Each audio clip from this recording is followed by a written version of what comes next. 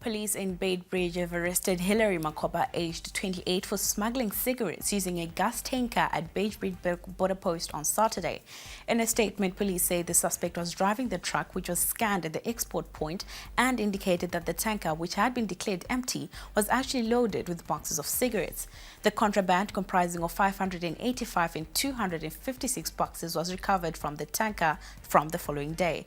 Police have intensified operations targeting syndicates involved in cross-border crimes at all ports of entry and exit in the country.